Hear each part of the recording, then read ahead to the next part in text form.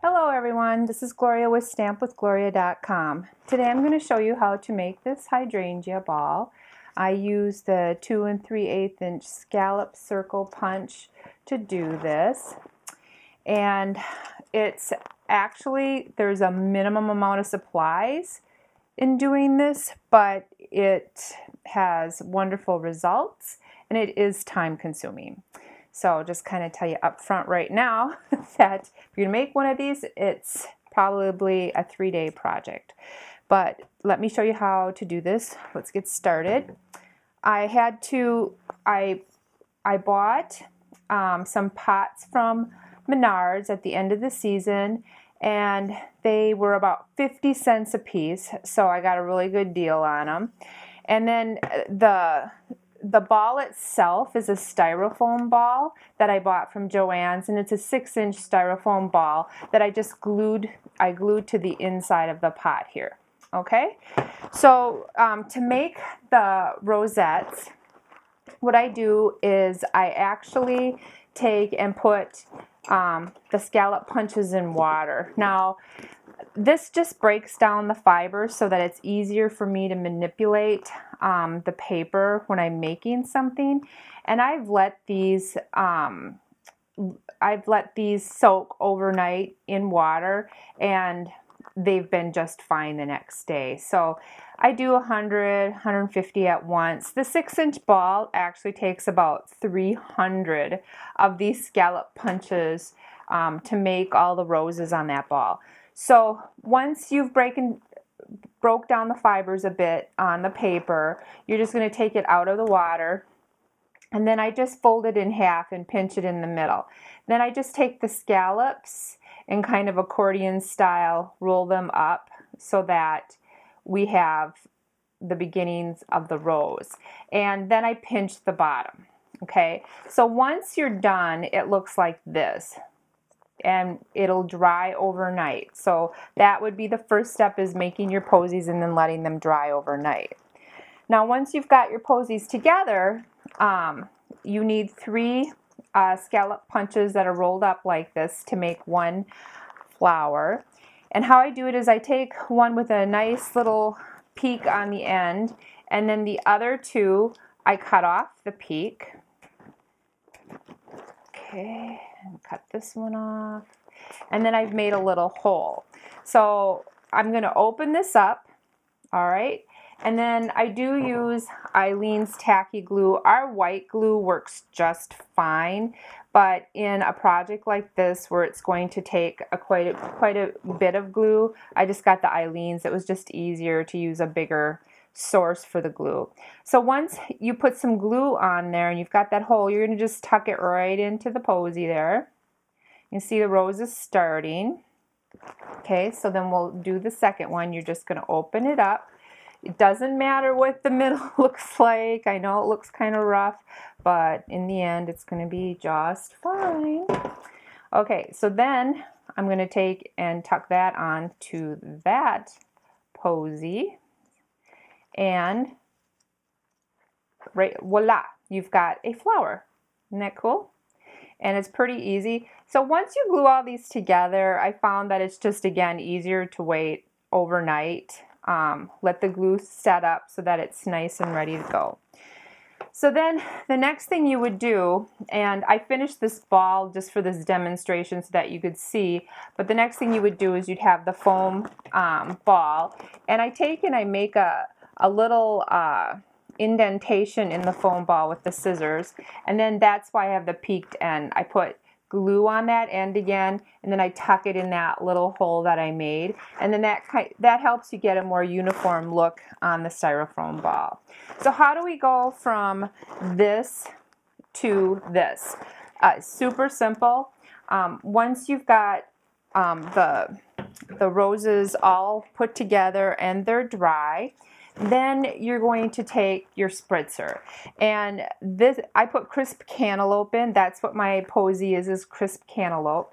And while they're on the ball, I'm going to show you individually, but I normally don't spritz this until it's all in this ball form, so it would be all the vanilla cardstock, that look first, and then I would spritz all the flowers all at once. But just so that you can see how easy this goes on, I'm going to spritz just a single flower here.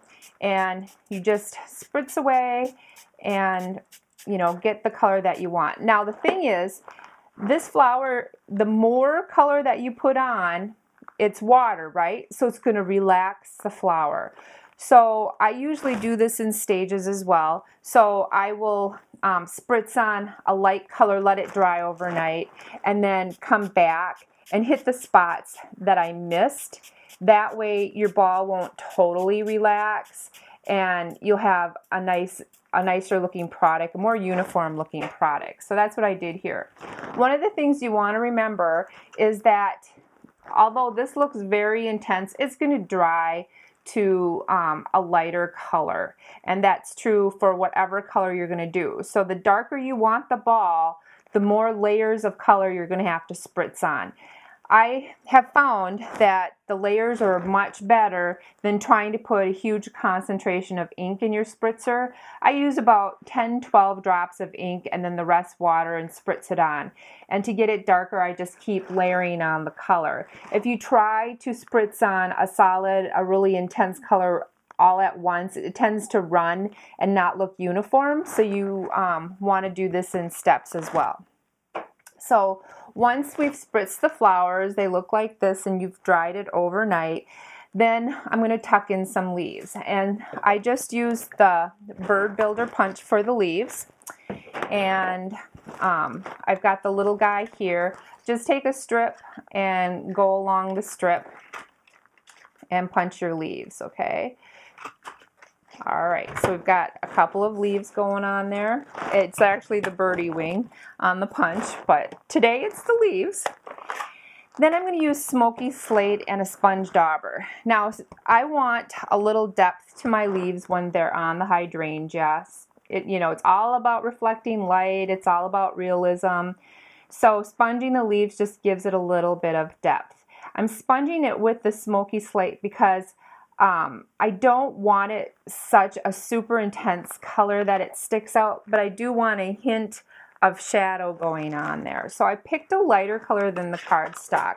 This is Mossy Meadow. This is one of our new in colors. I love it. It is a gorgeous color, but I didn't sponge it with Mossy Meadow because it just would be too intense looking, and I did not like that effect.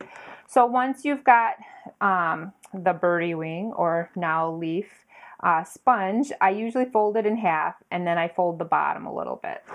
And then I will take my glue again, tuck some on the bottom of it.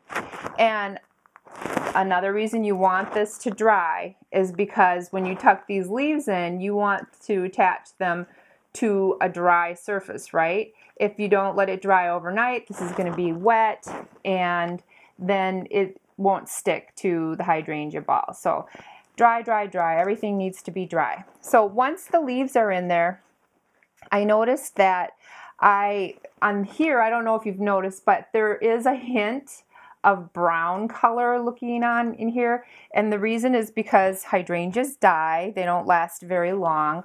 And I like that antique look. So what I did is I took an aqua painter, and I put in about 6 drops of baked brown sugar. And then what you do is you just touch up, again, make sure this is dry. You touch up the edges of the flowers, and that brings in the brown color. You can do it underneath, on top, in the middle, wherever you want that kind of antique-y brown look to happen, that's where you're going to put some of this color. And then as you see, it kind of like antiques it. Well, here's a good example. It antiques it, makes it look a little bit older, and I really do like that effect. You don't have to do that, but I like it a lot. Now, I made these balls for my mother and father-in-law's 50th wedding anniversary. And I did use the vanilla white cardstock. I did antique it, and then I spritzed it, and it looked fabulous for the decorations for the tables. But then once you're all done, you're going to want to, if you want a little glitz and glamour to it, you can take the vanilla shimmer schmoots. Remember, you got to shake it up really good. And then I schmoots the bottom of the pot as well. And then you can smooch your flowers just to give it a little bit of, oops, try to get on the flowers, just to give it a little something, something. It'll give it a little glitter. So I hope you like this demonstration. I am going to post another one where I make a little gift box with the rosettes that holds some Ghirardello chocolates for a special event. And we'll do that in some different colors. But if you would like to buy any of the products to make this hydrangea ball, please go to stampwithgloria.com. I've been with Stampin' Up! Since 1991, so you can call me one of the originals. And I hope you liked this video today. Have a great day.